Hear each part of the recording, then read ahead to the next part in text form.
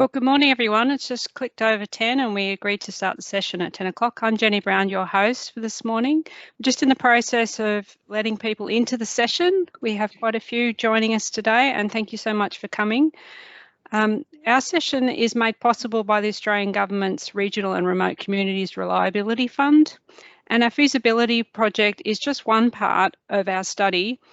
In parallel, it's about fostering a community of interest, and that's you, those that are also interested in microgrids in rural communities and in agriculture.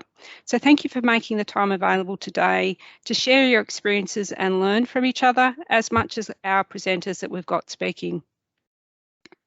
So this morning we're exploring how microgrids can be positioned to play a role in the future of our energy systems, and we're fortunate enough to have from our own team Maddie speaking with a colleague, Adam Eberwein, who's been working in Haiti, and they'll talk about their experiences first up. And then we come back more locally to talk about our project with a bit of an update there from the team with Tom and Ashley Bland and Tom Griffiths.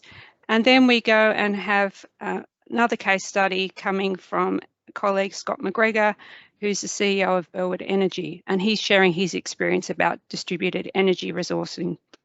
A final component of the session is a question and answer session. So if you're not familiar, we are using the chat function at the top of the screen. That's a little bubble, which I'll type into and show where you can enter your questions. So please hold your questions to the end, and we'll have a moderated session very end before we wrap up. So just a couple more minutes on letting people in and we'll get underway.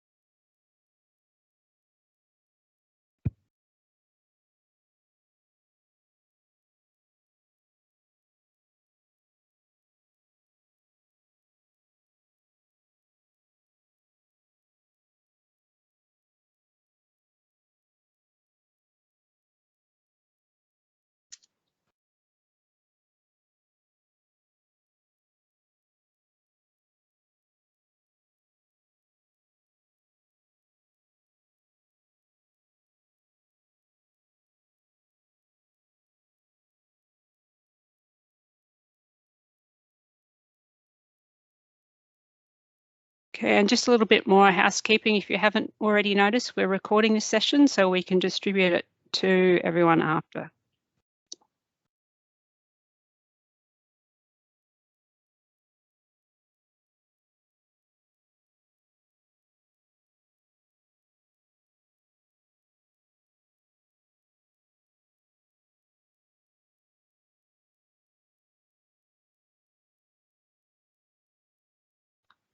So in terms of sound, we have just muted everyone in the session except for our presenters this morning, just for the sheer number of people that we've got involved.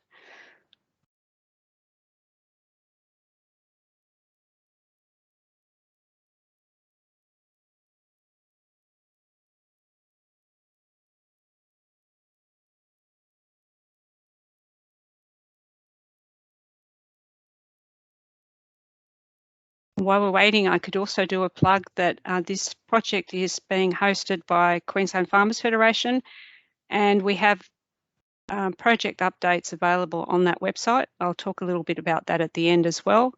But if you want to stay in touch, you can subscribe there to our newsletter, and that's also where you get alerts about these webinars as well.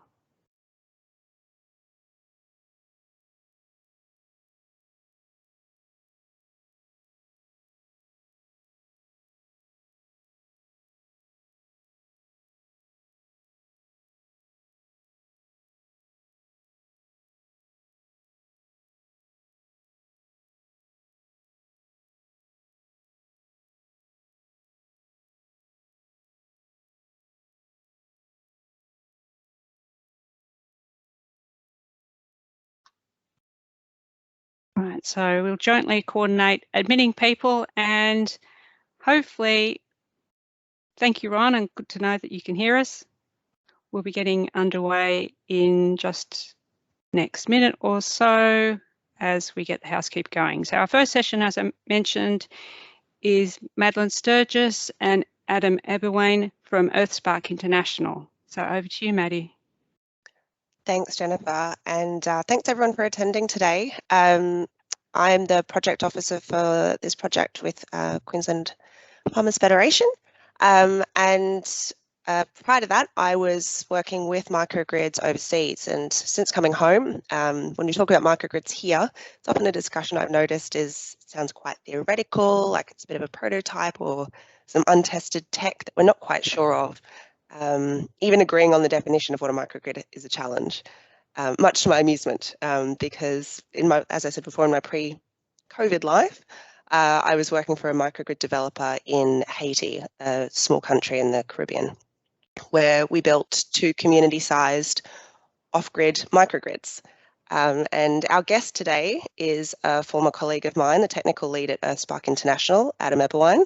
He is a mechanical engineer with a degree from California Polytechnic State University, is currently completing his Master's of Electrical Engineering at Michigan Tech. And prior to EarthSpark, he was also working for the rather large Californian utility PG&E as a generation and distribution component performance engineer and energy efficiency analyst. More recently, Adam has designed, built, and operated microgrids in a notoriously challenging environment that is rural Haiti, enduring crippling hurricanes, ongoing political instability. Needless to say, I'm a big fan, and so it's an absolute pleasure to discuss and chat with Adam today about microgrids overseas and their practical applications. But to start off with, I'd love to just hand over to him to give a bit of an overview of what he's been up to abroad. Thanks, Adam. Thank you, Maddie. And I just want to say thank you for inviting me to join on this. It's exciting that these conversations are happening in Australia, and it's a lot, as Maddie says, a lot of progress has been made, and it is nice to be able to share that, at least in the context of what we've been doing in Haiti. So I'll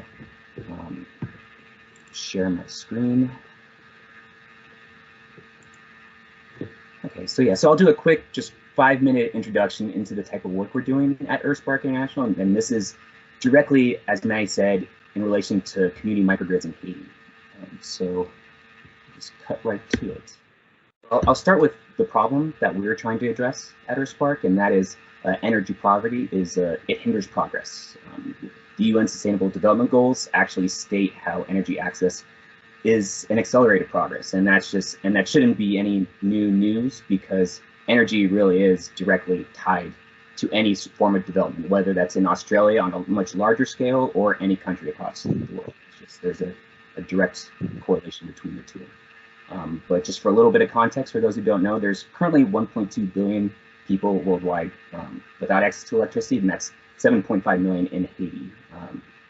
For those that do have energy access of some sort, 4 million globally have died per year in regards to household air pollutants, is what is said, and that is 8,000 in Haiti specifically. And then comparing U.S. households' cost of electricity, that's often seen as 2.5% of income goes directly to energy resources in the U.S., but it's higher in Haiti. So you can imagine how that is an inhibitor to any type of progress, really. Looking at EarthSpark's solution to this, we actually take the approach of incubating business models to help solve energy poverty. And so that's a very specific type of way of approach, and I can talk about some of the other approaches that are actually being done in Haiti as well. But for us, this has worked really well. And so that takes a form in 3 different ways. And so the first is proving what is possible. The second is de-risking by doing. And the third is moving microgrids towards market. And kind of as Maddie was alluding to in regards to microgrids in Australia just a few years ago, really, that was a far-off dream to have any sort of access to electricity, let alone microgrids in rural Haiti. And so we have gone through the process of proving what is possible, and now policy is changing at the Haitian federal level with regard to what we have done and others have done. In regards to incubating business models, we've actually spun off 3 distinct entities so far. The first is a company called it's a Haitian microgrid operations company called Energy Pop, and they're currently operating 2 grids in rural Haiti. Energy Pop is Creole for, it's Haitian Creole for clean energy. And as we continue to grow and build more grids, they'll continue to operate those grids as well.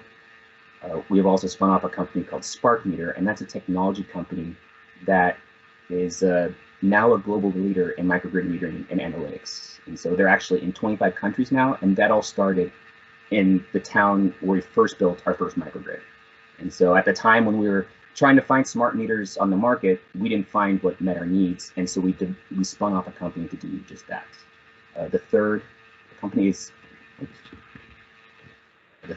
called Participant Power, and that has a very important role in regards to financing our microgrid development scale-up plans. Now it doesn't want to continue. Okay, here we go.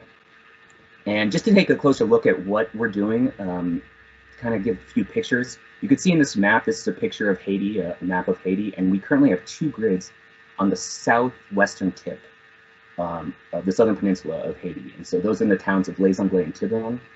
And those towns are similarly sized, similar needs, and similar systems because of that. Roughly a little under 100 kilowatts of PV in both cases, and between 150 and 300 kilowatt hours of storage, and a little under 400 connections in Tiburon and 500 connections in Les Anglais. And so these systems have been working for years now and have been very successful in many different ways. And we're very excited that we've actually just applied for an additional 22 towns throughout southern Haiti. So that's what these other colors are indicating is our scale-up plans over the coming years. And we actually just received news today that we should receive our first comments back from our bids from the regulator. So we're looking forward to seeing that. Even in the midst of some very difficult times in Haiti, there's still progress being made on the microgrid front.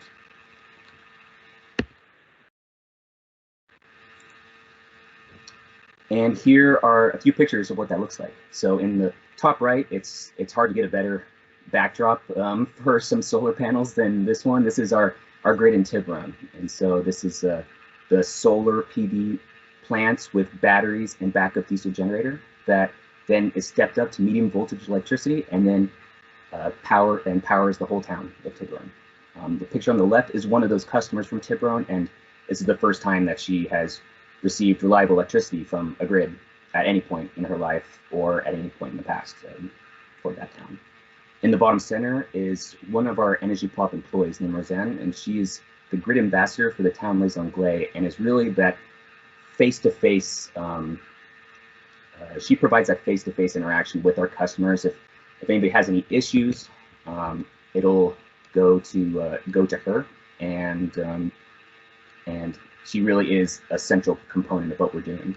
On the right is Jude. He's one of our technicians, and in this picture, he's putting together solar panels, and they really do most of the operations on a day-to-day basis. In regards to what, if we're to really bundle up everything that we do with our grids, it really comes down to smart and inclusive community-scale solar PV and battery storage microgrids. And so in the past, that was backup diesel generators with solar and batteries as the main provider of energy to the systems. But as we move forward, that'll look to be 100% solar. That's what we're considering. But you can further break that up into 5 primary components. One of them I've already talked about, and that's smart metering. I'm on the left, and so that's really any utility really needs good, reliable metering with good capabilities to be able to make things work. And in our microgrids, that's all the more important. Demand side management is the second one. So I know the next presentation will be talking about DERs, but that's also related to what we have to do for our grids to have actual cost-effective and highly reliable electricity. How our customers use their energy is critical, and we can touch on that in the Q&A. Third is it's important to understand that it's not just having electricity that means development, it's what you do with it. I think I have a 5-second about that. It's what you do with it that matters. So electric cooking, agricultural processing, telecommunications are all critical to not only being able to make our microgrids financially viable, but also just from the development standpoint of those that are using it. And lastly, there's different aspects of participation that are critical to make sure that we're doing what our customers actually need. One of that is in the form of participatory governance, such as energy committees and just general outreach, but also autonomous electrification is also central to that. So I'll stop there. I'd like to go more, but I'll hold off until after for Q&A, and I also have some additional slides that might be helpful to discussion. Awesome, thanks, Adam.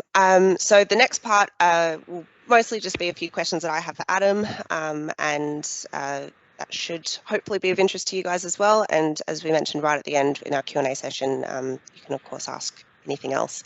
I thought, Adam, obviously you mentioned that it's predominantly solar. We of course have battery, and in our early cases, diesel and smart meters. So what other components and what other tech is necessary to making these grids reliable and keeping the uptime that we're known for having? And just, I guess, if you can also give a bit of an indication about the state of the market, just how mature are some of these products, what challenges and of reliability and access have you experienced as you have gone through the building of these grids?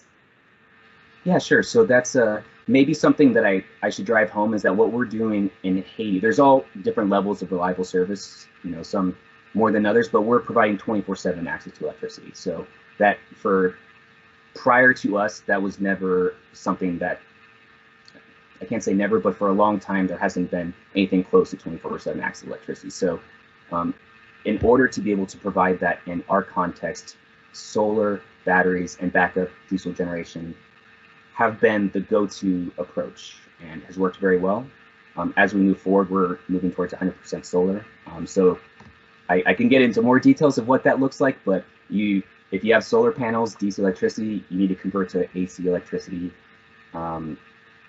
step-up transformers, medium voltage transmission, and then connections all the way to the customers. And so it's, in our case, we're an end-to-end system, but in other contexts, maybe solar might look a little bit different, or maybe go with wind or something else. But in our case, solar has been by far the best use of any type of source to be able to provide that kind of service. And just how mature do you think? I think for a lot of people, the fear is that microgrids are new, therefore unreliable, or yeah, that there's a massive risk there. So I guess, how mature have you seen the market when you've gone shopping around? And as you sort of said before, you're not, you're a bit agnostic about the generation source. So yeah, what risks do you see when you're out researching what tech you'd like to bring on? Yeah, you know, I'm glad you mentioned that, because when we first came into Haiti about 10 years ago, the entire goal was to provide some source of energy access in terms of development. That is the purpose. But as we moved forward, solar was the best choice, because the use of moving parts, really, if you put it down to one thing, inherently leads to more failure methods than anything else. So whether that's backup generators or wind or anything else, that is something that we've had to take into account. And so ultimately, we've kind of invested entirely in solar moving forward, and that's why we've been able to get as far as we have.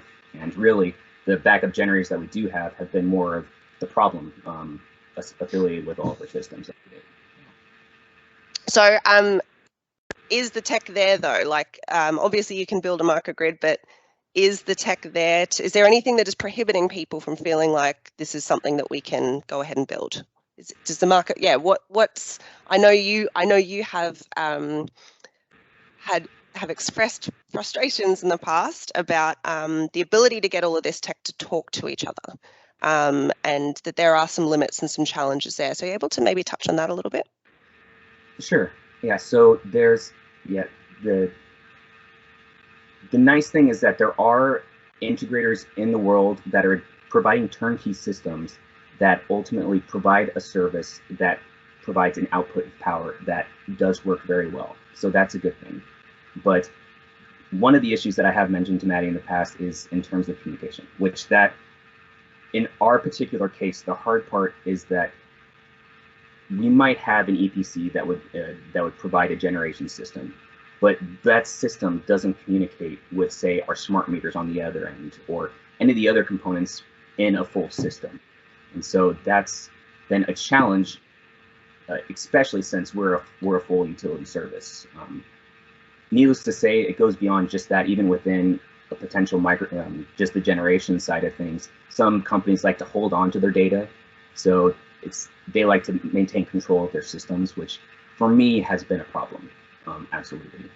A second thing, kind of along those lines, is in terms of warranties, having the integrators actually live up to the warranties that they say they will. So we do have, just like any other type of system, things do break every once in a while. And in the context of Haiti, that's been a really challenging thing. But I don't think that side of things is as much of an issue from the Australia front as much as it is in rural Haiti, where it's difficult to get teams out to actually look at the system.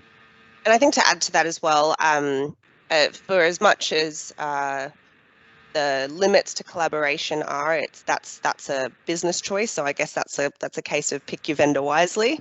But I think as well, whatever limits there have been on a software front, what I've definitely noticed at least is those limits have been resolved really quickly, and tech moves really fast. And especially once a lot of these systems start to add in AI and machine-based learning, the power and the integration potential really just, that gap closes quite quickly. Yeah, and maybe I could add too that when we actually put out our RFP for Tiburon, which was the approach that we took for the generation system, a request for proposal, we received something like 24, 25 individual firms bid for those systems, and most of them were quite competitive. So, and that was back 4 years ago, I guess, 3-4 years ago. And so now that's only expanded. And but that, needless to say, those 22 different systems were 22 individual systems, often with different inverters from different companies that followed different types of protocols. And so that's kind of the issue. Somebody had told me there's some connections to how computers were back in the early days, where their communication wasn't too great until some more standardized processes kind of forced different teams to play together. Maybe the next presenter can speak more to that, to those kind of things. But that has been a challenge for us, and we're working on it. I see a lot of questions about exactly the specs of each of the microgrids. So if you don't mind, Adam, it might be nice if that's some material that we can share after the meeting and distribute, if you don't mind. Yeah, that'd be great, and I think that can answer a lot of those questions. So I might just move over to the O&M, the operations and management of a microgrid. What challenges do you see in the data? Once you've built it, it's really hard, and there are 1,000 stories we could tell you about using whatever low tech you can find to get very heavy pieces of machinery in very rural and remote places of Haiti. But once we've got all of that out of the way and the commissioning has happened, and you're running day to day in communities that have never had electricity before, where the skill sets, the access to electricians who are qualified is actually quite limited, what are the actual challenges and things that you need to consider about operating and managing a microgrid technically and socially?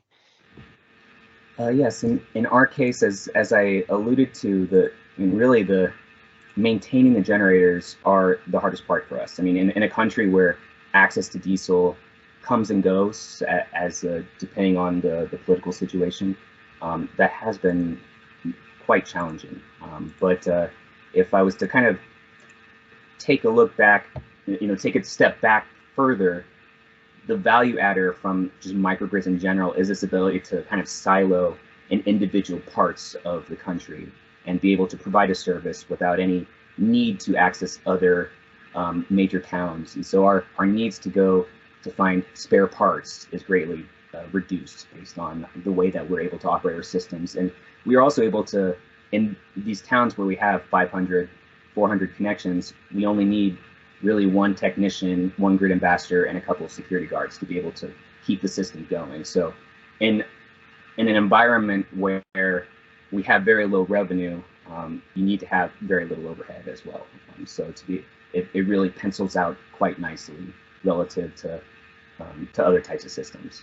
And I believe as well that's part of the appeal of solar, is that in order the maintenance of that is something you can quite easily train locals to assist with. Yes, and I guess I mean it probably sounds like I'm making a pitch but it's I mean it in that it has been an opener for us, I guess, and one of the things that are really when we brought on our second system, SMA was the inverter company that we ended up using in that case, and we asked them what was the O&M issues that they tend to find with their inverters, and they would often say that it's because it's a fully automated system, there's a willingness and an interest to kind of just let the system be and do its own thing and avoid basic operational needs. So like changing filters and making sure the system remains a certain temperature through air conditioning processes, like the basics get disregarded. And so, and that is something that does come up on our teams as well. You know, you get busy with other things because the system is working, and then all of a sudden, you know, oh, a clogged filter. Okay, you know, we screwed up some kind of process. So it's things like that that really is really the focus for us right now. And so obviously if you're looking at scaling up to 20 plus grids, it means you've figured out financial viability to a degree. So can you maybe break down, I guess, any regulatory or subsidy components that have impacted the financial viability, right down to tariff design, as to how you figured out the financials of running a microgrid?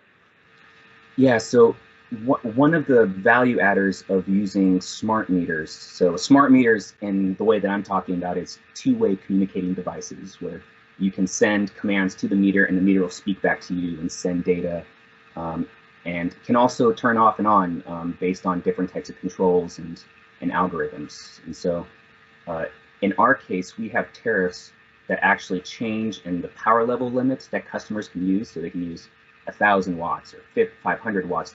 You know, we could set that ourselves.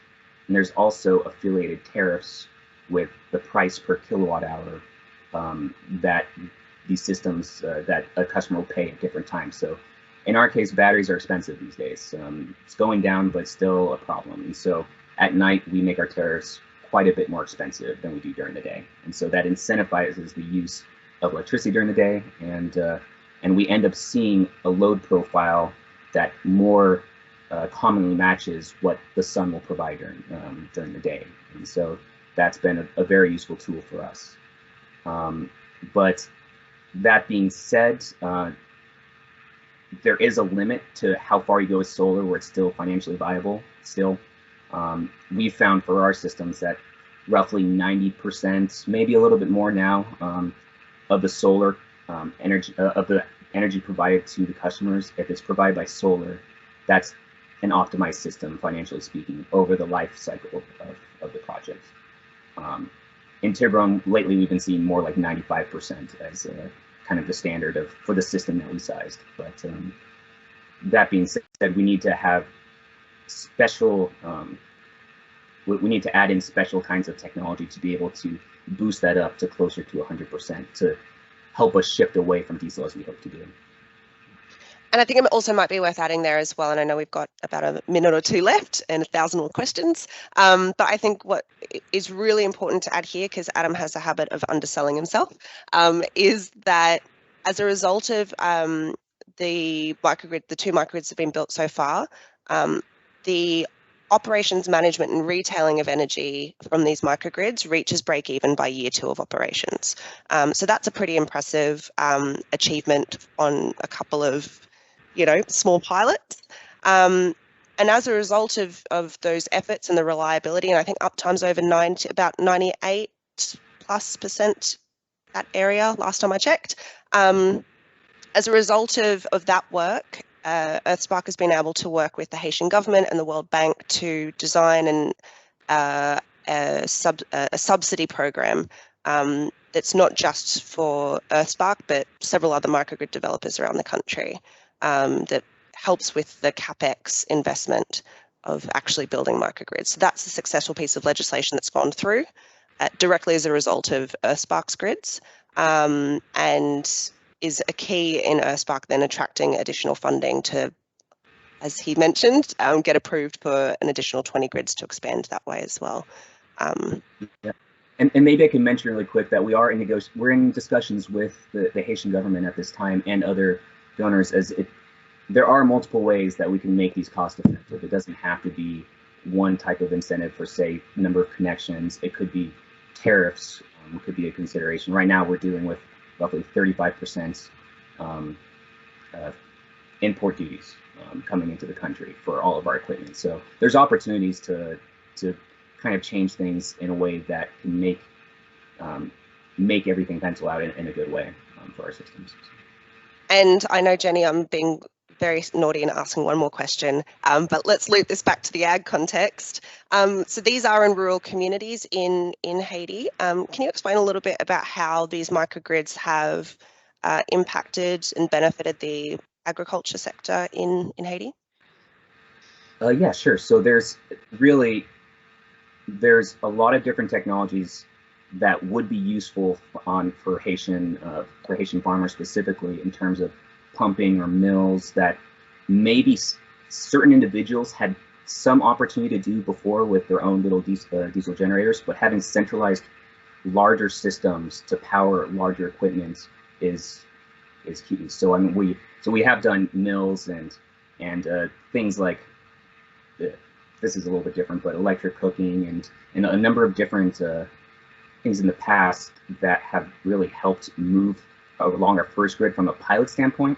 But moving forward, we're really making productive use of electricity as a focal point to our work. So I mean, yeah, it's really anything that you could think of in terms of like normal ag use, from water pumping to any kind of processing drying has been very cool. Mm-hmm. So yeah, one thing to keep in mind on that is just the pumps and motors we have had some difficulty with inrush currents if you undersize your systems. So moving away from generators has been something that we've had to consider, but there's ways around that, and it's getting better, and that takes a longer conversation to get into. But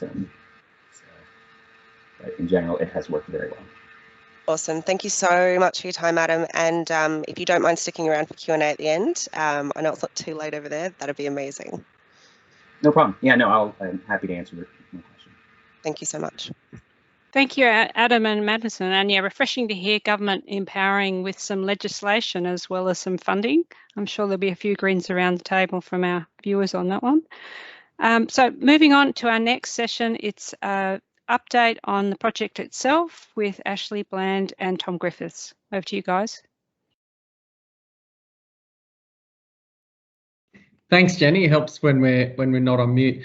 I'm just going to share a screen now so I can get into our presentation, which I'll run through for you. Can we see that there? That's the one I want. There we go. Yep. Okay.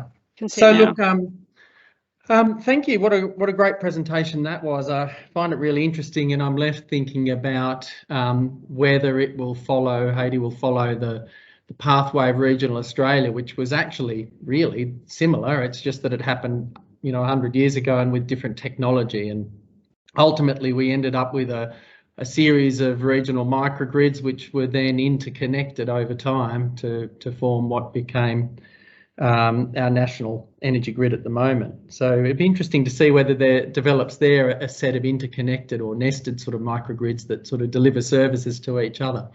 Of course, the situation here is that we're kind of retrofitting now. We're going back to the future. And speaking of going back, I'm just going to spend the first few minutes of this presentation just making sure that there'll be some people on the call who aren't aware of the project and who might not have visited the last webinar. So for those of you who do know what it is, just bear with us for a couple of minutes while we just explain the background to the program itself.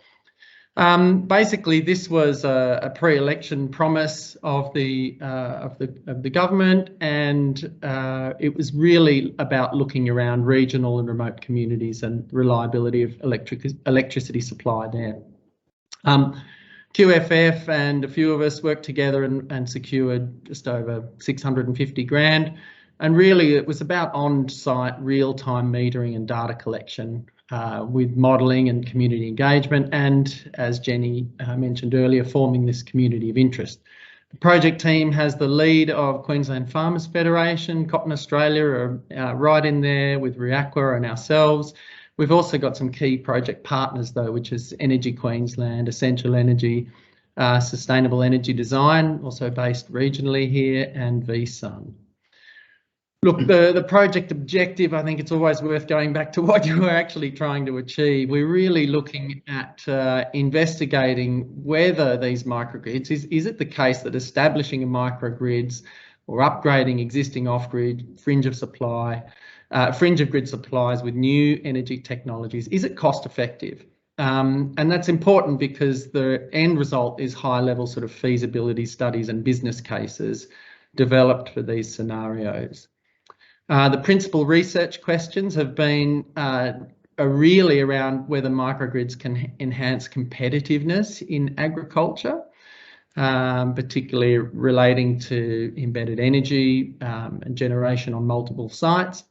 At what scale do they work? Are these things big or little, single enterprises? Where does it kind of fit in? How should they be best approached? And that's interesting here because we're getting into, obviously, you know, there's technical aspects to that, but there's also I guess the retail engagement, the financial model, and the human aspect of that as well. And then finally, we're really interested to see what the benefits are to local networks. So having Energy Queensland and Essential Energy involved has been really important to us as well. You know, is it the case that actually having a microgrid, which is grid connected, perhaps delivers service to a network that might be stressed or constrained? So far, what we've done is establish 4 study sites. We went through a process to get all of those, of course, 2 in New South Wales, 2 in Queensland.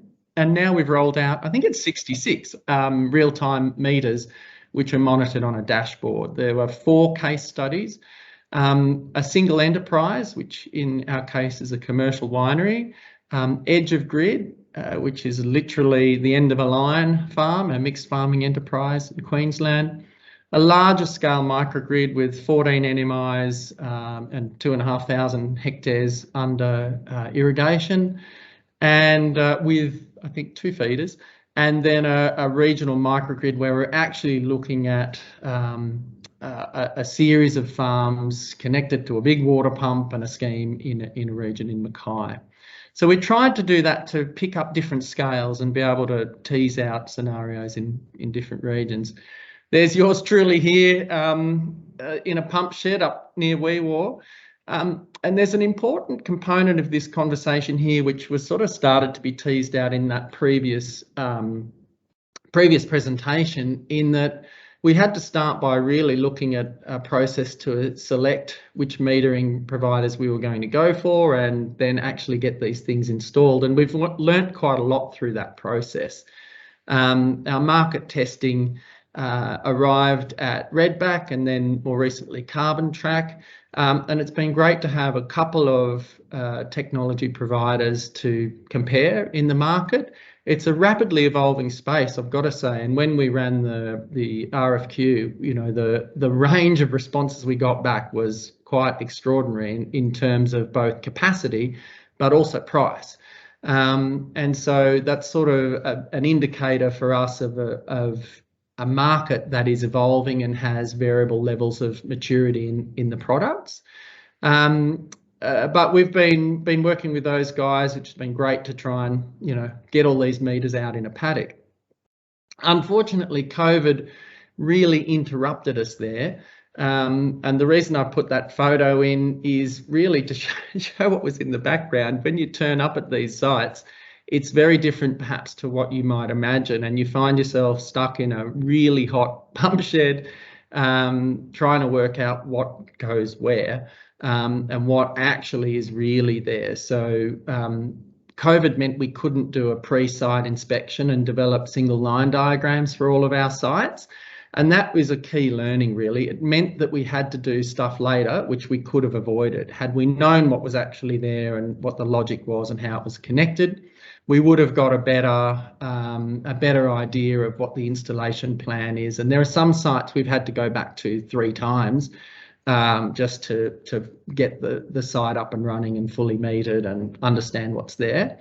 And obviously that's not great in terms of, you know, the cost of doing that and the frustration. But, you know, these are complex installations. It sounds simple, you know, just whack a meter on that site, but you're dealing with a working farm. You're dealing with the weather. Actually, I didn't write that down. There are some sites we still haven't got to because it's too boggy to drive in. We're dealing with busy sparkies. I don't know if anyone in Australia's tried to get a tradie lately, but they're pretty booked up. And of course, the famous unknown unknowns. There are a range of learnings we've made from this installation process. And some of those are brought out in our next images here, which show that when you get to site, obviously connectivity is a key issue, and you can look at these network maps and think, oh yeah, that'll be fine. We've got a bit of 3G, 4G there. But then, you know, you can see on the left that we're sitting in a metal shed designed to protect the pump. Well, that acts as a Faraday cage, and even though you're standing on the other side and you've got connectivity, once you're in the shed, you don't. To make matters worse, the image on the right has the shed completely removed. So, you know, it's a reminder not to make assumptions about where you actually stick your metering boxes, because it might not always be there, whether it's taken off for maintenance in this instance or the wind blows it away or something. You're dealing with all sorts of constraints around the installation itself, and even things like actually the naming of the sites and the convention and lining up and making sure that the power analysing devices actually were related to the site, we thought, and the phase we thought, and the load we thought, is a non-trivial kind of aspect of this program. And I think Maddie's actually dyeing her hair now. It might have gone a little bit grey through the process of trying to get all this done. It was actually ended up being quite challenging. The other thing we found, the astute observers in you will note that both of those pumps there aren't hooked up. And of course they're down for routine maintenance or you know, getting the bores cleaned out or deepened or whatever. So you turn up expecting to monitor and check a signal, and there's no load there to actually verify, which has lengthened the commissioning process. Some of these, the way they've been wired in the past, means that the landholder keeps it switched off. So that was a factor in knowing which side of the board to actually wire the power supply to, for example. It also puts it in context, I guess, with the network that you can see there. I mean, there's lovely new poles and wires there. Thank you, Essential Energy, and transformers. But we're a long way from anywhere, and that connectivity really was quite a driving issue for us for all of these installations. But we got there. So we got the meters in, and now they're reporting back to a portal in real time. And that's designed to give energy insights for the farmers. So we've got a couple of examples there of what you see on a laptop. And we're also, of course, looking at the mobile phone space, because most farmers don't tend to go into a home and pull out the laptop to see what their pump's doing. But it's an example of how that data can be presented in real time and studied. So I've just got a couple of screenshots. Again, the astute of you will have noticed that the image on the left is the Ashley Bland house, where I also live in, well, I guess you could call it a microgrid, but really it's just an off-grid house. And I've been interested in how that tech works, and particularly how control logic can be used for demand response and load shedding around my hot water and whatever. Anyway, that's a bit of an aside, but in case you're going, what the hell's he doing having his own system up there? That's what that is. The approach to the analysis has been important. We've really had to think about what we're trying to achieve with this data and what the approach would be. And I accept that some of you will be quivering with various degrees of rage, even perhaps, about the way we do this, because there's a lot of seeming debate around the nomenclature for microgrids. the most obvious one is really a standalone microgrid, which is what we've just seen in Haiti. We also, though, think that it's relevant to look at the grid-connected microgrid. Now, many of you will go, well, that's just an embedded network. So yes, it kind of is, but that goes back to the third category, which I've landed this on the steering team. We haven't seen my new label, which is a sort of kind of looks like a microgrid, because we're struggling to actually name this. But this is if we look at, you know, there's no real obvious disconnection from the network point, but there would be an advantage to these series of loads and DER and NMIs operating like a microgrid to perhaps deliver services to the network. So that's important just in terms of the scope of our analysis. Ultimately, there's the top level analysis, which is really around what would a network see. And in the case of the farm at Reaqua, there's, you know, or the end of line project, you can imagine, you know, a big switch disconnecting from the network or not. And so that's looking at what that overall profile is for a microgrid.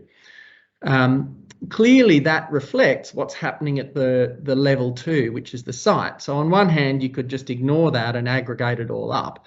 But actually you can't really, because there are usage logics from the landholders. There are market impacts. You know, one of the obvious ones is the at the moment the 100 kilowatt threshold for solar, where you might look at it holistically and go, oh well, you need 234 kilowatts to make this work.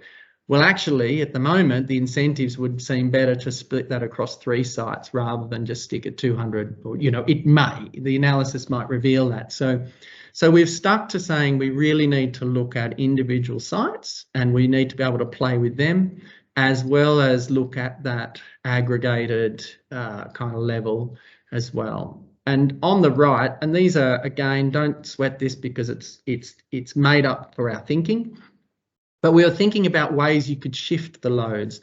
So one of them, you know, the top one might be a pump that you could turn on either at daytime or night. You know, it's pretty fixed, can't do much about the magnitude, but you can shift it in time. Second thing might be stuff that actually you can't really shift in time, but you can use energy efficiency or, you know, change the way you distribute that energy so you can change the magnitude of it.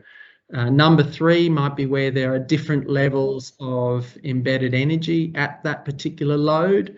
And number 4, it was important to look at the structure in terms of the retail, you know, how the charge worked for that, how the pricing structure works. I'm now going to pass over to Tom, who has been the data guru behind all this, pulling that data together, because not only do we want the farmers to see it in real time, but we actually need to collect a set of data and analysis. So over to you, Tom. Yeah, so Tom Griffiths leading the data analysis. Here's just a schematic diagram of what we're built in prototype, and it'll be rolling out over the next couple of months across all the farms. Currently, at the moment, we've rolled out on the left-hand side here, you'll see we've got the Redback cloud system, a proprietary system, which is going, had their meters installed across the separate farms, and they collect their data into a separate database. And from there, we're actually pulling that data out and pulling it into cloud storage and inserting into our own cloud database where we can actually do analysis and run the numbers. The next system is we're actually doing it a different methodology for another proprietary system, which is a carbon track system, which is using web APIs to do the same methodology, pull the data out, validate it and upload it into our database so we can report from it. A couple of things to the outcomes that we're looking for from this system is to actually build an interface where the project partners can go in and drill down and actually extract the data for their own analysis using an interface, what we call business intelligence interface, using Microsoft's Power BI. And then we can also go into the database itself and do our own interrogation directly on the data for ad hoc queries and things that may come up. Now, the beauty of running our own database allows us to bring in external data feeds. So this would be particularly important for the study. allows us to grab data sets that are publicly available, such as the Bureau of Meteorology.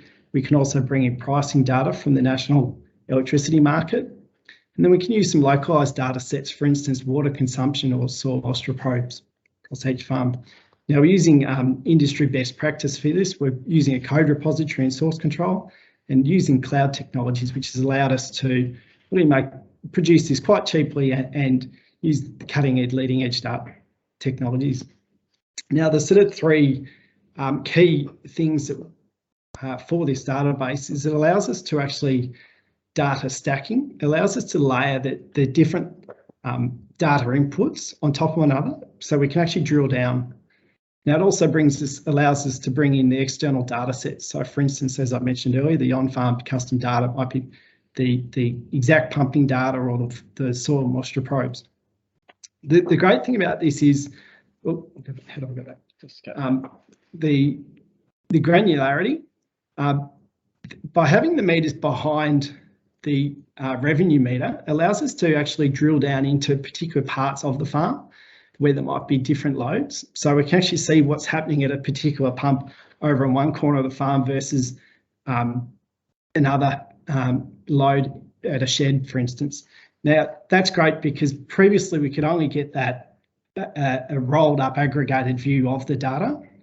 And it also gives us the ability to drill down right into the seasonality and also the time of day. So we can see, as Ashley showed earlier, we can see what's happening at a particular peak of the day. Can we shift that load to a different time? Is there any cost benefit? Is there some opportunities there to save some money and optimise the operations of the farm?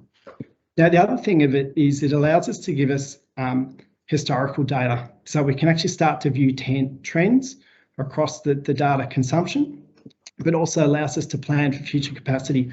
What happens if we decide to replace a pump and put an additional pump in? Does it require variable speed drives to optimise it? Can there be efficiencies by switching load control? So there's all this opportunity in optimisation at work. I'll just hand back to Ashley now to talk through this slide a bit. Thanks, Tom. Yeah, so here's an example. We've pulled out some fairly straightforward charts to show just the sorts of things that we're starting to interrogate with the data. And of course, you know, we're looking at a 12-month data set to make any real sort of decisions, but we can start to do some analysis. And you can see this is Keith Tulloch wines up in the Hunter Valley. We should order some wines online if you haven't been there already. And you can see on the top, we've got a winery connected to a 70 kilowatt solar system. And you can see that over a week. And then down below that, you can see the other NMI, National Meter Identifier, at the site, which has the cafe, office, sort of cellar door. And so straight away, you can sort of start to see how those loads might intersect. And we start to pick up some interesting, although obvious for many of you, issues like the fact that Thursday the 1st was a pretty poor solar day, so you'd be needing to get across that. It would be okay if the poor solar day occurred on the Monday or Tuesday, where the cafe is closed and not much energy is being consumed. You know, these are the sorts of very, very literal kind of cases or scenarios you can tease out. And when we start to combine those profiles, of course, that means we're now able to model the storage, to look at whether meter consolidation makes sense. That might be the most simple thing. To look at new, distributed energy resources, to look at what demand response might be able to do, to look at the network costs. You know, should they privatise it? Should they continue to pay? What would be a good tariff to pay? That kind of thing. And, you know, intuitively, you can just start to pick up trends across the season, and you can look there and go, well, you know, it looks like there might be a bit of a case for a battery there. So vSun will be analysing that fairly shortly for us and starting to look at battery technologies. I think it's in the last sort of couple of minutes that we've got here, I think it's worth talking about humans. You know, we've got a habit of getting involved in all this stuff, and we've been surveying all of the participants, which has been really, really interesting. We've done a preliminary survey, and then we'll do some checking at the end to see what's changed. I'd have to say we've found sort of pretty mixed levels of energy literacy, but there is a common driver around cost. Most of them think it costs too much, and price really is the major driver in why people are looking at these microgrids. Not exclusively, there's a bit of self-determination in there and some other factors, but price is a major driver. There are low levels of understanding around what a microgrid actually is, which in itself is understandable, but high levels of interest in knowing more. Yeah, enough said. The major external influences really, though, are what we need to factor. So energy is mostly pretty low in the decision tree. It just, most of our farmers said, I just want it there and affordable when I need it. But that's not exclusive. We spoke to a couple of guys who now have solar and who have changed their pumping regime from nighttime into daytime and saved themselves considerable amounts of money in doing so, and not had sleepless nights waiting for, to know whether the pipes have burst or the pumps failed or whatever. So, there are external influences. We all get excited about energy, but it's just one part of a big puzzle. Many of you, farmers on the line will know that. It was quite illuminating when you talk to these guys and they go, mate, I don't even know what crop I'm growing next year. I don't know what price the water is, whether my water allocation is there.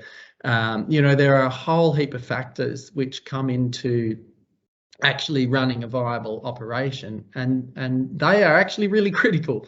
There'd be no point coming up with a technically perfect sort of looking microgrid that's just not going to work, because for 3 years in a row you get drought or not. So we've really had to consider that as part of our analysis as well. So it's not just a technical analysis. When we get into these business cases, we really are looking at feasibility in a broad lens. It's not just the economics solution.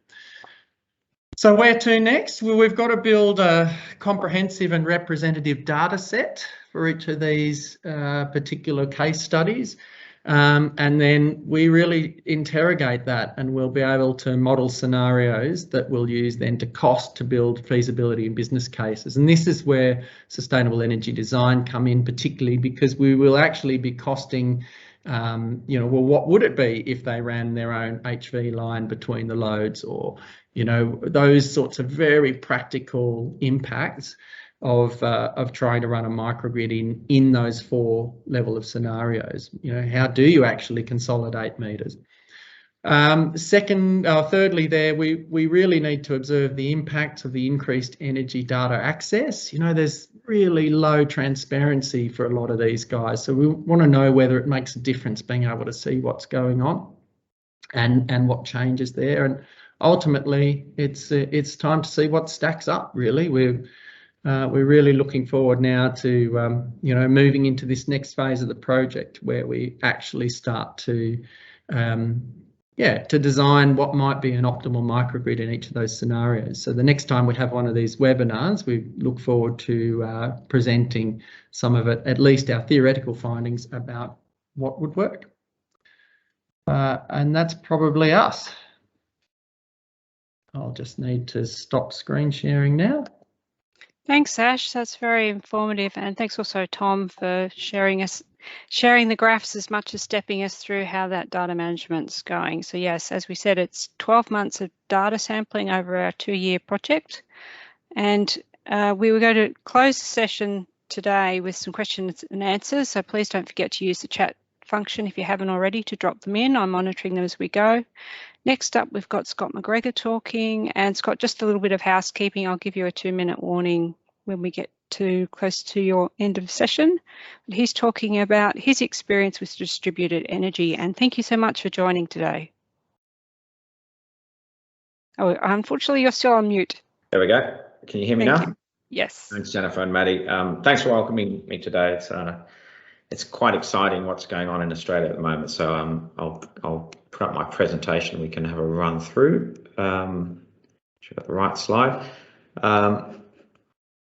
Is that working, Jennifer? Yes, it is. Yeah, good. Excellent. So a little bit of background on myself. I've been from Melbourne and born here and educated and then spent the last 25 years working all around the world in renewable energy. So if you've got any questions on biogas to biomass to wind to solar to any technology, I've sort of done them all. Lots of microgrid projects in Africa, US, China and Europe. And it's quite exciting. I think, to be honest, I think Africa is probably leading the world on microgrids. We've done some great stuff there, and I run a fund which puts in European money into building microgrids across Africa at the moment. So a lot of leading work. I like Ashley's view of 3 different types of microgrids. So you have a completely independent, disconnected. You have connected, which is sort of maybe technically in Australia called an embedded network. And then what some people call VPPs, which I'll comment on in a moment, where it's going across the network.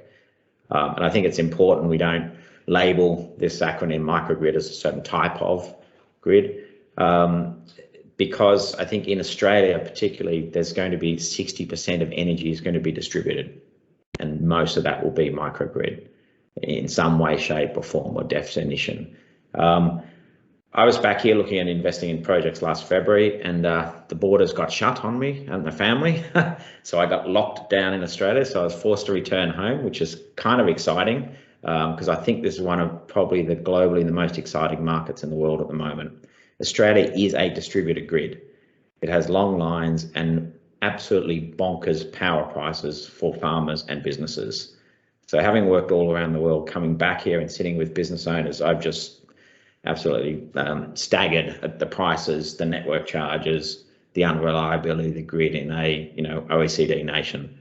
So I feel like a child in a lolly store, bringing back all the experience of the last 20 years, doing stuff all around the world, and Australia is really right at the start of that journey. So there's a lot to learn. We set up just Birdwood. I don't want to talk about my company, but we set it up basically to get investment into the distributed grid. So there's a lot of money flying into big projects, hundreds of megawatts, wind and solar farms. Residential solar is very advanced in Australia, but that whole bit in the middle, which is commercial enterprise and smaller wind and solar projects with batteries in the distributed network, is what's missing, and we've got to get the money into it. And I'll go through some of the facts. The numbers do work, the technology exists. It just has to be done properly. This is something that we can do very quickly in Australia. We've got projects currently in central Queensland, New South Wales, South Australia, Victoria, grape farmers, etc. So it is happening, and I think it will happen quite fast in Australia. So that's a bit of summary. Why is it difficult? And sorry, I'll go to the positive to the extreme negative. There are a lot of moving parts here. We take a view of, we've come up with a slogan called bottom-up design. You have to look at this from a bottom-up, and I think Ashley's pictures were great. A pump station on the side of the road is exactly what's going on across Queensland, New South Wales and Victoria. You have to look at this as a bottom-up design, and you've got to look at that demand use of the customer. You've got to look at what equipment you're going to put on site. Most of these will be connected to some kind of network in Australia. The network does go pretty regionally, so you have to interact with that network, which is also a good thing. I don't think you should look at going 100% off grid unless you absolutely have to. So connecting to the network is good. There are all kinds of different batteries. There's generators in terms of diesel gen sets. And I think the difficult thing as an individual, as a business, is you're getting approached from different parties. So there's probably 100 different solar companies in Australia, all very confident. There's probably 10 different battery suppliers. There's your retailers, and they're all coming at you, but they're only coming at you from their prism of information. So they're only explaining to you put solar panels on, but actually you've got to understand how the battery connects to that, how you can run it. What's that going to impact on network charges? How's my demand load going to change? And you have to tie all that together. If you don't, you're building a one-legged house, and someone sold you some great solar panels, but guess what? You're not going to make the most out of them. So I think, to me, one big thing to leave people with is you've got to look at that bottom-up design. Be selfish, look at your piece of land or wherever that business is or wherever you're going to build this, and think bottom-up. Don't try to take a package that someone else has done somewhere else and put it on your site. Absolutely crucial. It's bottom-up. get the most generation you can get at the cheapest price. This is dirt cheap generation. Connect it up with batteries, do some of the things we'll talk about in a moment, and then what's left, pick up from the grid. You've got to, the grid is last. So I think that's a key message, bottom-up design. Second slide I want to talk about is some of the sort of dispelling a few myths. The energy market is quite hysterical in terms of some of the jargon and what people take away, and frankly don't have a clue what it means. And I'm controversial and challenging. I hate the word VPPs. I think it's the most overused word. No one understands what the hell it means. And I kind of will pick that up first. VPP means a virtual power plant, is what it's meant to mean. Say you are a grape grower in Mildura, and the concept is that you're going to pass energy down to a house down the road. But if you touch that network in Australia, you are going to pay network fees. You cannot avoid them. So the fact that you're going to give your free solar off your roof to your mate or the other business down the road, it doesn't work like that. Yes, you can do the energy. The energy is only half the bill. The other half of the bill is your network charges. You have to pay for that. You can't avoid it as soon as you touch that network. So the fact you're doing something virtual, it might feel like that, but you're actually not. You know, you are paying network charges. Yes, there's some regulation in Australia that's being proposed to probably reduce those charges at certain times of the day and become more flexible. That's all happening, and I think a lot of us are trying to lobby for that. But you're still going to have to pay for it. You can't give away something virtually across the grid without paying for the use. And that's the same all over the world. So I'd almost think it's sort of, you know, a different way of sourcing energy. But I would still go back to bottom-up design, produce what you can on site, avoid those network charges, and use as much of it yourself. Only give away what's left that you can't use. So it almost, I don't like the word VPP. I think drop it. Bottom-up production. The other one that's way overused is PPAs. PPAs are fantastic. What PPA means is, say you go to grape grower in Mildura again, you just want to buy your renewable energy. You buy it across the grid at X gigawatt hours per year at a certain price for many different farms that we produce or others produce. But that is great. But first off, you should be doing a bottom-up analysis. It's always cheaper to generate it yourself than buy across the grid because you're going to pay network charges. So anyone we talk to on a microgrid or commercial business is first produce as much as you can on site, somewhere from 30 to 70%. And yes, if you want to go 100% renewable, top up with the PPA. That last 30% that you need to buy is the PPA. PPA is the last thing you do, not the first thing you do. So the alternative is, imagine you go and buy a PPA as your first thing you do. You've gone and bought half your demand. You've locked into a 10-year contract, and then you realize, oh, hang on, I could have done this myself. You're now purchasing what you could have produced on site and paying double the price because you've got network charges. So really, PPAs are good, but it's again, it's got to be that full mix of everything you're doing. Batteries, I've been in the battery sector for 15 years. So we talk about flow batteries, lithium batteries, you name it, all the technologies. Some are proven, some are not proven. Some have different degrees of risk. The cost of batteries works for microgrids now. And I really get angry with people saying batteries are too expensive. It's absolute bullshit.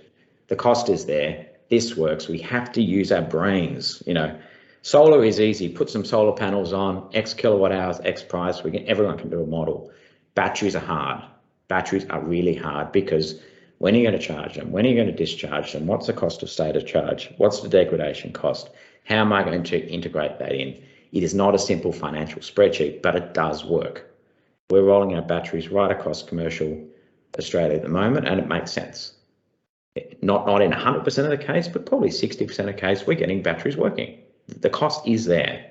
They are reliable, they do work, and they're financially affordable now. So we need to dispel some of these myths. It's just turn on our brains. I think we just get really lazy and want to copy someone else's spreadsheet. It's got to be your own site, your bottom-up analysis, do it properly, and it works. And the main reason, so I go back to my first point, is power price in Australia crazy expensive. So it's going to work. You're paying these crazy network charges, so you avoid them, take them to zero, you're going to make money. A couple of the other things I think some of the other speakers spoke about. There is also a myth or desire for people to go 100% renewable. That's great. I would love to do that. You know, my whole purpose in life is addressing climate change, but it's not economically feasible in pretty much all cases. So the people we work with who say somewhere between 30 or 70%, yes, you can generate your own. But to really push it to 100% renewable, it's not there yet. So don't try to push it. Use a diesel genset for the final leg. If you want to go 100% off grid, use biogas if you really want to go there. But it is quite tough to get that last leg. It will happen, or top up with a PPA, as I talked about before. But it still should be economic for businesses, and it is economic as well as getting net zero. So just don't push those boundaries. The last point which I want to touch on here is, and I think interesting, Adam, a great experience in Haiti, and we did in Africa as well. But one of the things which is really important to understand is around 30% of the effort is in the design. So you've got to get that design right, as Ashley said. Understand your interval data, the meters, size the battery, size the solar, understand your network charges, where's the retail price. But I think we're building a house here of a microgrid set of components and assets at a certain date, so August 2021. As soon as we design that, next month or 6 months, guess what? It's a different world. You know, power prices will have changed. You know, your lawn will have shut down. A couple of interconnectors would have blown up. Government will have changed policies. We've got a new government probably in Australia. You know, the world changes. The energy world is never static and completely unpredictable and full of shocks. So if we think we're going to design a microgrid and it's going to be perfect for the next 20 years, it's bollocks. You know, 30% of the effort is in design, 70% is how you run it, how you optimize it, and some great data work that Ashley and the team are doing. But that you have to run this every minute. It's got to react and it's got to run itself. You can't have a physical person sitting there running. This has to be automated. So I can't overemphasize the effort of the O&M, the optimization is 70% of the gain. If you plug it in, let it sit, that's a big issue. It's a big issue. And the examples we've seen across Australia where we'll go to sites and the solar's actually not connected and they feel great. And that's quite common all across the world. You know, is it being optimized? Are the strings working? Is it connected to the battery? The network tariffs changed. So we thought we were saving money and suddenly it didn't. You know, all of that is a real world. So we have to be really focused on the optimization and the operation. So that's some of the jargon, and sorry to be slightly controversial for those who are selling PPAs and VPPs, but it's more of a bit of a wake up. Once you have all that, I think one of the things that Ashley touched on, so what we're trying to bring into Australia is a lot of that technology, a lot of, yes, we call it AI or algorithms, and we can all feel very sexy about it, but essentially it is that automated processing of being able to take all these changing variables that will change, plug them in and run that asset by itself. So it doesn't require human getting up in the morning and going, okay, has that moved? What's happened? So energy prices will change, network charges will change, weather changes clearly. And, you know, we have some solar sites where there's a cloud over the site and we're measuring it from the town and suddenly that production is completely different. That's the reality of these kind of assets. Your battery use will change, you have to modify it. What is very exciting in Australia, and one of the reasons I probably won't go back overseas for many years, is we hopefully are going to have a demand response market.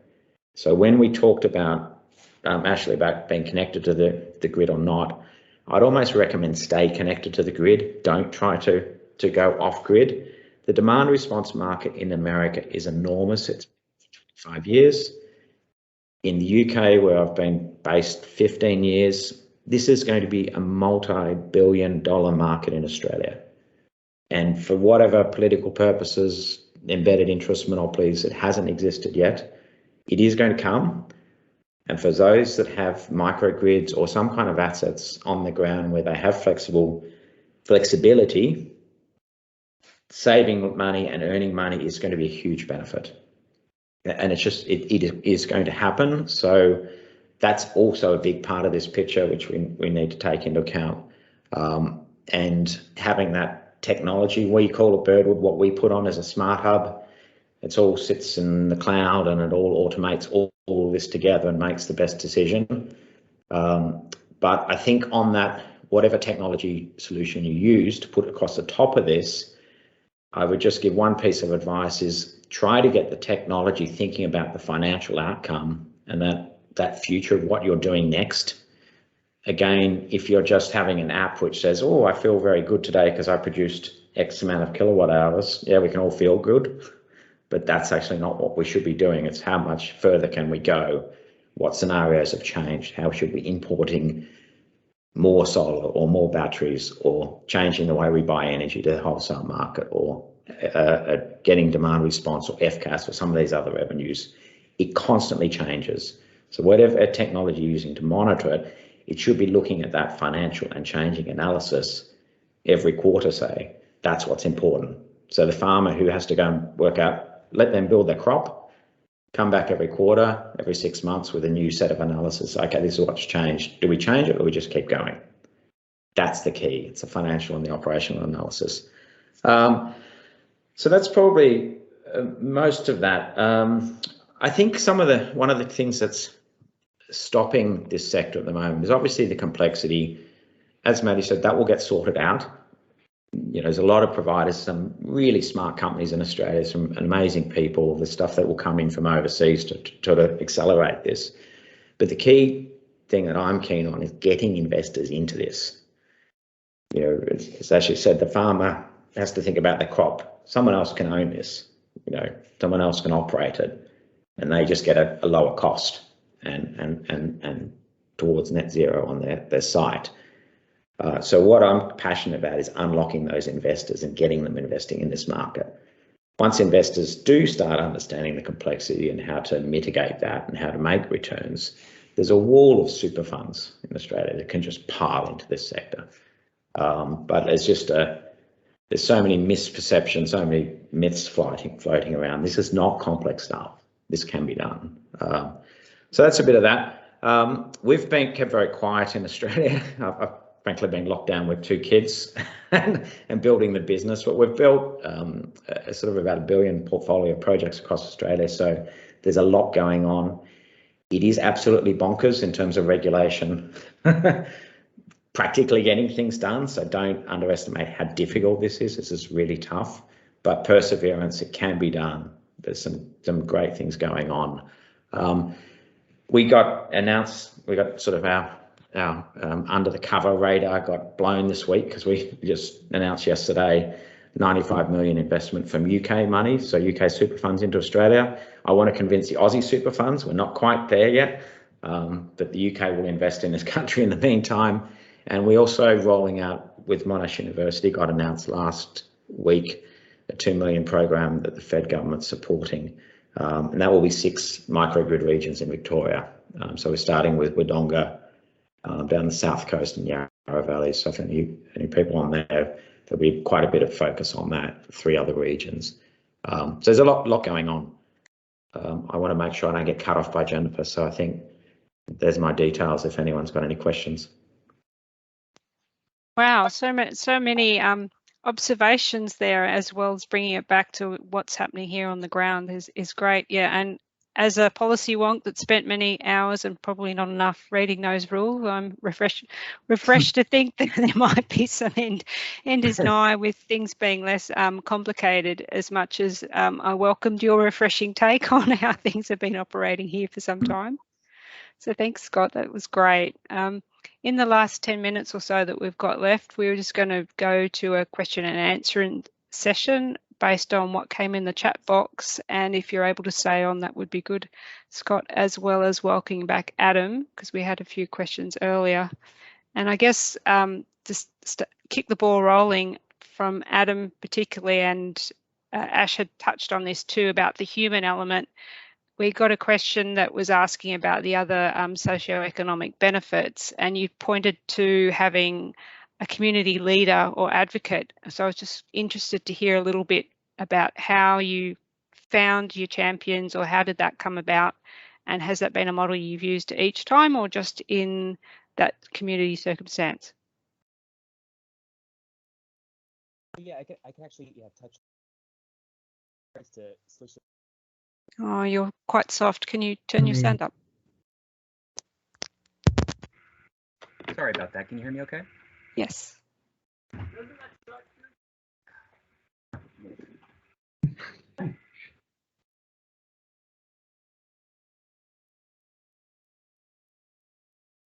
It's the common leveler for us all now, isn't it? Technology. Sorry, guys. So can you hear me better now? Thank you. Yes. So anyways, in regards to socioeconomic development, what was touched on earlier about feeling good about solar, actually in our case has an actual inherent benefit in Haiti. In terms of where we are based, if you remember the map that I was referring to, we're way at the tip of Haiti, and we've been providing more reliable service than anywhere in the entire country. And so that actually has a direct economic benefit in that there's those that come from the capital in Port-au-Prince and even from other countries, United States, Canada, elsewhere, Haitians that come back and come to our grids and find pride in what they find in those towns. And so being able to have these solar systems, being able to provide services at a greater level has had kind of a tourism benefit of sorts. We'd actually have people that both to visit and be able to be around for in terms of holidays and things like that. But then also there will be people who move to Port-au-Prince looking for employment, but then come back, and there's kind of reverse migration effect. Is what in theory we don't have a whole lot of data yet to support that because we're still kind of at a small scale, but that's a big part of the theory about having these systems providing more reliable services, and then it in turn leads to what people can hope to expect from up in the capital. So that's one particular example. Okay. And then relating that back to another question about with people getting the access to more reliable energy, have you seen the twist of suddenly there's more demand and you're having to juggle how that's occurred? Yes, so I know in many parts around the world that is kind of the other side of the coin of what I just said inherently, that more people come in and all of a sudden more people want to use more energy, and that maybe exceeds our expectations.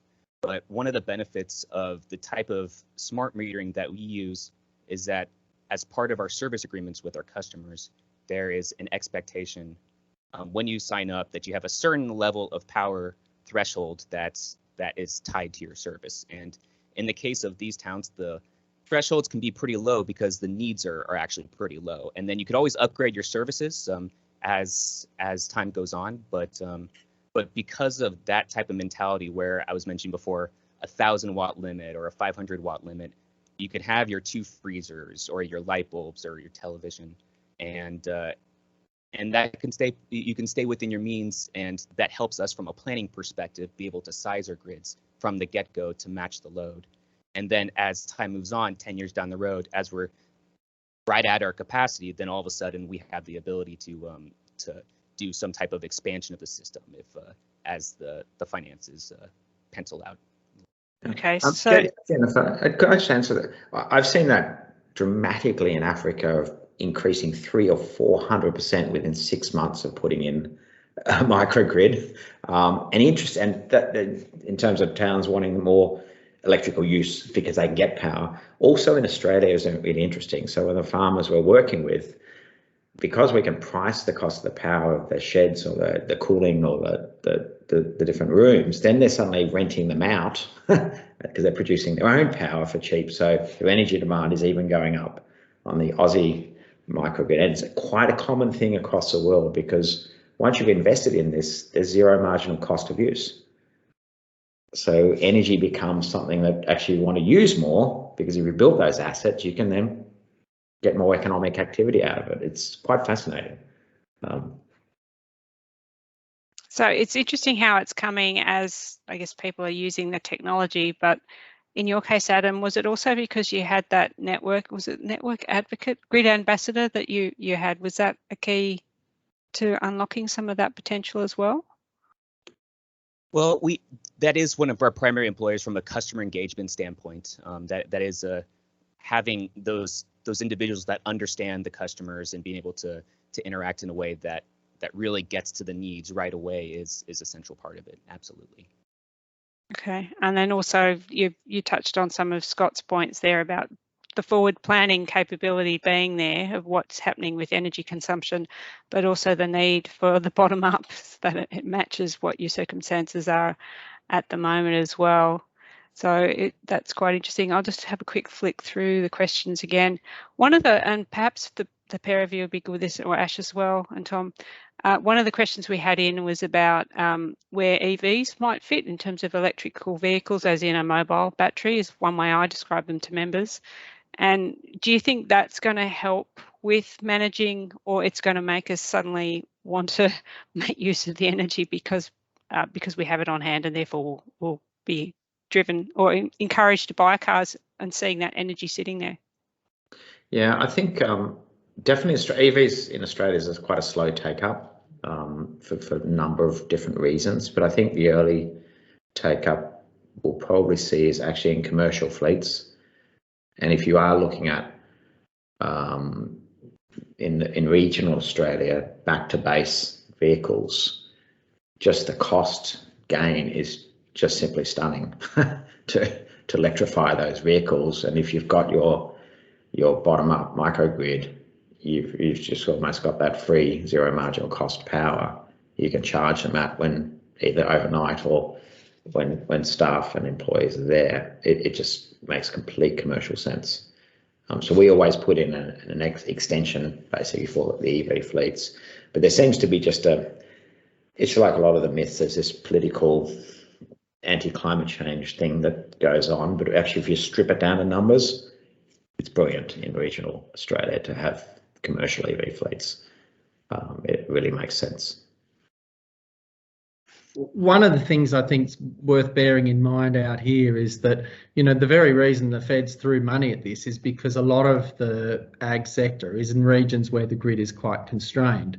And so it's going to be really interesting to look at those non-network delivery mechanisms for energy. And of course, I think agriculture is well placed in terms of hydrogen. There's a lot of talk about hydrogen economy for large scale mining enterprise, but you know, when you've got an 800 horsepower tractor that needs to run flat out, then you know that it's hard to charge that up from the grid. In fact, it's pretty much impossible. So you know, there's going to be emerging other models where energy can be plonked away. I mean, I don't know if you've seen a couple of technology providers in Australia now looking at the hydrogen metal hydride systems where you're getting sort of 15 megawatts of energy in a container. Well, that sort of thing, you know, once that's commercially viable, I think that's a bit of a game changer. You know, when you can start to stick something on a truck, it gives farmers another option for export that's perhaps not through the grid and other forms of using energy. You know, we get very focused on just the grid. We get very focused on just electricity. But there are lots of things we use energy for, particularly in agriculture, and you know, I think we're poised for opportunity there. The other thing, I just want to quickly go back to leadership and the social fabric within which these sits. You know, it's been interesting. Farmers are used to running cooperatives. You know, they do it with eggs. You know, they're used to working together to some extent, although they're all a bit cagey about what's over the fence. But you know, we have had interest in, you know, some of the feedback from farmers was like, oh, well, I'd just like to be able to share my energy with the community. So I think in all of this, that concept of a champion and, you know, the underpinning sort of social fabric for a microgrid is actually really important as well.